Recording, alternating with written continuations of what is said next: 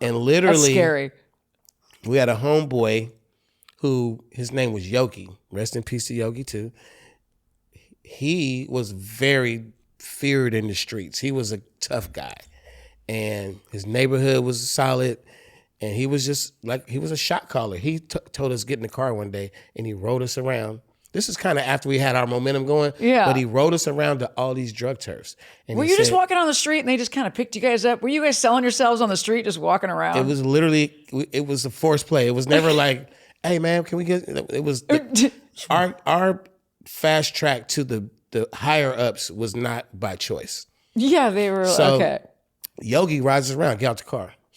See these dudes right here? That's Too Short. That's Freddie B. They've been coming around every now and then selling tapes. Support their shit. If anybody fuck with them, you fuck with them, you fuck with me.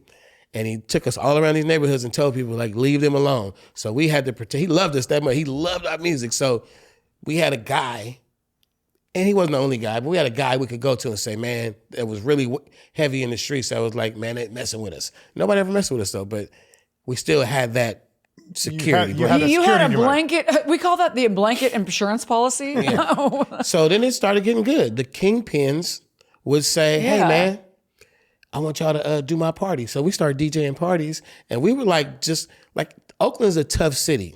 Oakland, California. Obviously. And I think that if I had to, or even Freddie B, if we had to navigate through the foot soldiers and the hierarchy working our way up, it probably never would have happened. Right. The fast track to the Kingpins gave us like, oh, you hang with my boss. Oh, you the homie. Like it was like we got love from the guys who's sitting out in the front with the wall. Because you're feeding their ego with you were smart. That one I'm the decision. boss's homie. Yep. Yeah.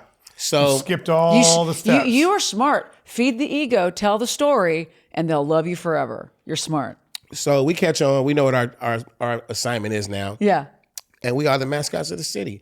So by the time 1987 comes around, well, not 87, 85, when I get out of high school, Freddie B goes to jail. We probably would have been a duo right now had that not happened. You graduated high school? I didn't really graduate. Oh, well, okay. I finished. You finished, okay. By choice. Did he finish or no? He went to jail? He graduated. Oh, he was the president. Oh yeah, that's right. He cleaned himself up. He was the vice principal, not the principal's model student. But then he went to jail afterwards? He was the editor of the school paper. He literally worked for the principal, meaning that he stayed after school to get extra credit to do some administrative stuff for the principal because he was this motherfucker, Freddie B. He's like gangster rap and he's the principal. He stole a master key. He stole a master key from the principal that worked every lock, all kind of random doors all over school. He stole the principal's signature stamp. Yeah. He stole the doctor passes that said I can leave campus. You can leave. I can leave campus because I have to go to the doctor. And he stole the fucking passes that said I could walk during class from one place. I'm good in the hallways. Well, how do you think he graduated? He stole the tests too. Yeah, us who were his close buddies, we were like, hey bro, let me get a hall pass. And he give you one, stamp it, and I could just be. That's pretty amazing. Like it was pretty cool being Freddie B's homie in high school. Well, and he never blew his cover. The principal never found out that even though he was. Sure, he wasn't doing other things for the principal, getting him stuff from other people for the principal. I don't know. This guy is like. The principal was like, whatever you need, just go to your guys, go to your homies and get me some of this. I really don't know, but he walked a straight arrow at the school. Wow. And then as soon as he got out of school, he was just Freddie B in the streets. Wow. He's a good guy now. I wouldn't tell these stories about people like this. No, this is who they are now. He's been a preacher for a long time. So you graduated by choice, but you didn't. I didn't graduate. You didn't graduate. You finished. Mm-hmm. And then what happened? So I go to I have a friend named Jerry Hodges who his older brother is a low key. He carries himself really low key, not flamboyant, flashy. He's a big time drug dealer. And he's got all this. 1985. He's got a brand new 1985 convertible Benz. He's got Cadillacs. He's got a house in the hill.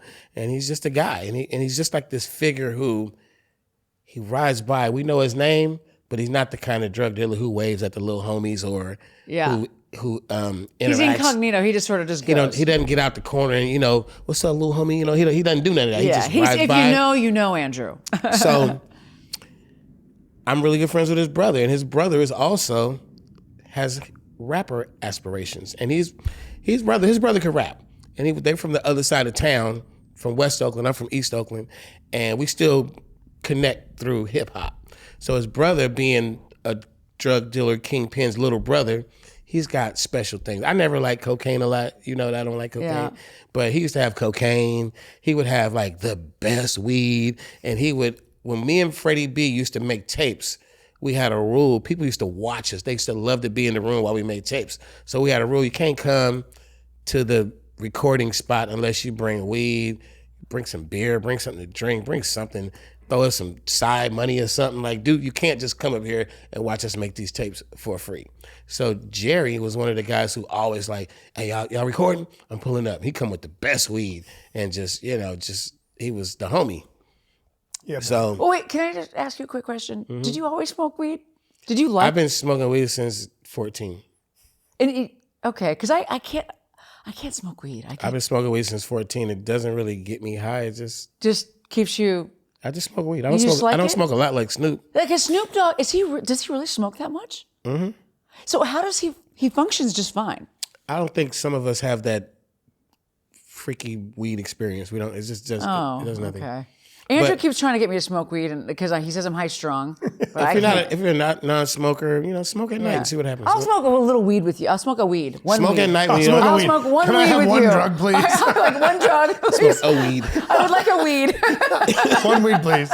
Smoke at night when you're not going anywhere. Yeah, and I'll try it. I haven't really smoked ever by myself. So smoke on the night you can't sleep. Okay, yeah, I'll smoke and be like, Todd, too short. I smoked a weed, and now I have friends who don't smoke weed because it makes them weird. I don't know if I'm weird or not. People get paranoid. Other people get tweaky. Like this is just not for you. Oh, I don't know what I'm like. So I guess next festival season. Well,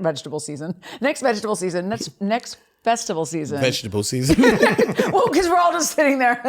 Next festival season, I want to try a weed with you. I grew up with a bunch of street guys, my immediate crew, and none of them smoked weed. I was like one of the only ones. Like me and one other guy, and our crew they just weren't weed smokers. I was hoping you'd smoke a little weed on the show. I smoked on the ride over. I know. I opened your door to greet you. I'm like, am I high?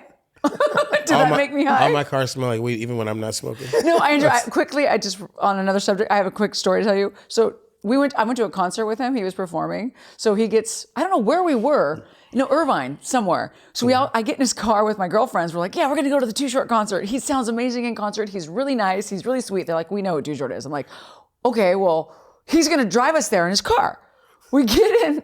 The doors are all locked. All the windows are up. And he's in the front just... And I sat in the back. I'm like... And I couldn't breathe. Just hotbox the car. I didn't even know what to do. I was like, I tried to hold my breath. I didn't tell you the story. I tried to roll, and you locked all the windows. And I'm in the back with the pillow and like this, trying to like make it to the concert. By the time I got out, I was like, I think I'm stoned and I'm coughing. And I tried to be cool around you. I'm like, and you were like, okay, Liz, let's go. I'm like, That's hilarious. Daily Logic Check. Thank you for tuning in to this episode of Daily Logic Check. I'm Elizabeth Vargas, your host, with my co-host, Andrew Vargas. If you like what you saw, you like what you see, click like, subscribe, follow us, and support us on Patreon. Peace, love, and happiness. Daily Logic Check.